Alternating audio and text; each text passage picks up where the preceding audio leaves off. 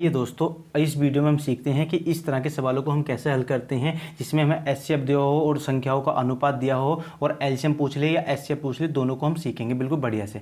जैसे कि यहाँ पर कहा है दो संख्याएं 3 और 4 के अनुपात में हैं और उनका मासा मतलब कि एचसीएफ 5 है, उन संख्याओं का लासा कितना होगा, मतलब कि एलसीएम ज्ञात करना है इस क्वेश्चन में हमें। देखो, सबसे पहले हम देखेंगे कि संख्याओं का पहली संख्या अनुपात की दूसरी संख्या, इन दोनों का अनुपात जो दिया है वो दिया है 3:4।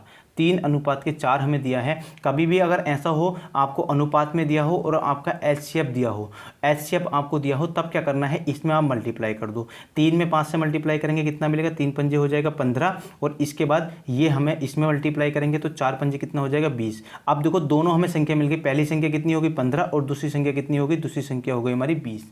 तो इस तरह से आप मल्टीप्लाई करके इधर भी 5 से मल्टीप्लाई कर देंगे, मतलब कि एचसीएफ से मल्टीप्लाई करेंगे, इधर भी एचसीएफ से मल्टीप्लाई कर देंगे।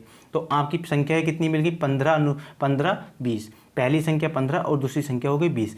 अब आपसे आगे देखो, हमें मिल गई संख्या दोनों, तो दोनों संख्या मिलने के बाद आपसे कहा है कि हमें एलसीएम ज्ञात करना है।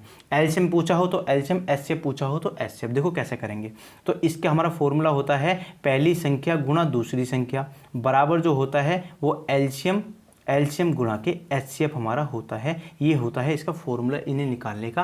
अब इसमें एलसीएम दिया होगा तो एलसीएम का मान रख देंगे, एचसीएफ दिया है तो एचसीएफ का मान रख देंगे। देखो पहली संख्या है हमारे पास 15 और गुणा दूसरी संख्या कितनी है 20 और बराबर में कितना है, एलसीएम हमें दिया नहीं है, एलसीएम निकालना है तो एलसीएम को ऐसे का ऐसे ही रहने देंगे और गुणा एचसीएफ हमारा कितना दिया है, तो एचसीएफ हमारा दिया है हमें 5, तो एचसीएफ की जगह लिख दिया 5। इस 5 को ले जाएंगे इसके बटे में तो ये हो जाएगा 15 गुणा के 20 और बटे में कितना हो गया 5 हो गया और इससे हमने इसे काटा, कितनी बार काटा 3 बार, 3 बार कट गया और इसके बराबर में क्या है हमारा एलसीएम है, एलसीएम लिख देंगे।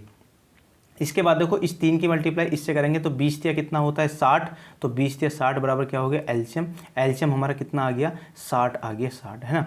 एलसीएम बराबर कितना आ गया हमारा 60 आ गया, तो इसका एलसीएम हमारा कितना होगा 60 होगा। ऑप्शन बी इसका राइट आंसर हो जाएगा। तो उम्मीद है आपको ये एलसीएम निकालना आ गया होगा। अगर एचसीएफ पूछता तो एलसीएम का मान रख देते, एचसीएफ निकाल देते, है ना। तो इस तरह से इस फॉर्मूले को आपको ध्यान रखना है, किसी का भी आपको मान निकालना है या पहली संख्या आपको निकालनी है, दूसरी संख्या आपको निकालनी है, तो इस फॉर्मूले के द्वारा आप निकाल सकते हैं। तो उम्मीद है आपको ये क्वेश्चन जरूर समझ में आया होगा। आया हो तो वीडियो को लाइक करें और चैनल को सब्सक्राइब कर दें और बेल आइकन को प्रेस भी कर दें।